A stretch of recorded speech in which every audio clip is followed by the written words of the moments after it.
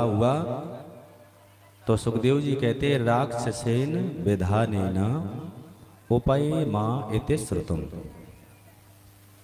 भगवान का जो विवाह हुआ है वो तृतीय विधि से हुआ है।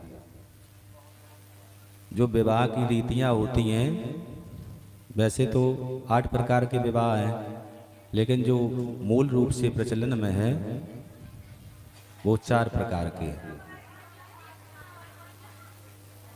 एक होता है ब्राह्म विवाह,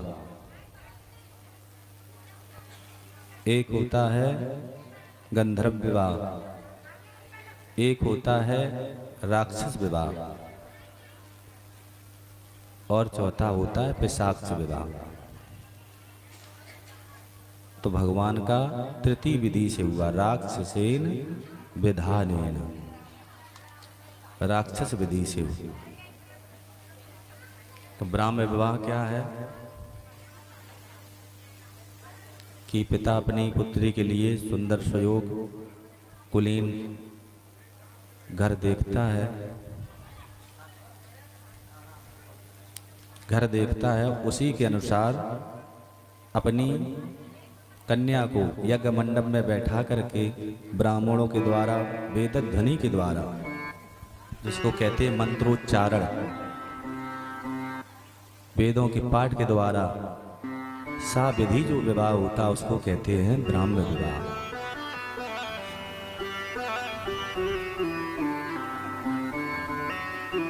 और दूसरा है गंधर्व विवाह। गंधर्व विवाह उसे कहते हैं कि वर और कन्या ने एक दूसरे को पसंद किया, घर में बात नहीं बनी तो आपस में मंदिर में जाके जयमाला पहना दी एक दूसरे को, इसको कहते हैं ब्राह्म विवाह, गंधर्व विवाह। और तीसरा है राक्षस विवाह।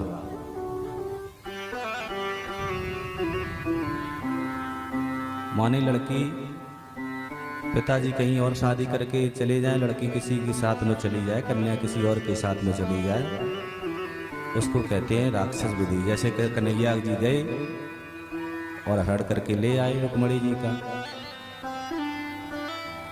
एक होता है पिशाच विवाह, जबरदस्ती विवाह कर लेना, कन्या की इच्छा के बगैर विवाह कर लेना,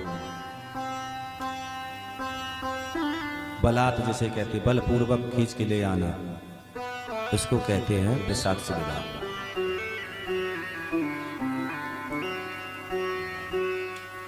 तो राक्षसेन विधानेन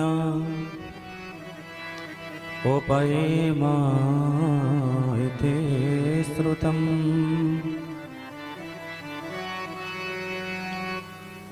राक्षस विधि से कन्हैया का विवाह आनंद मनाया।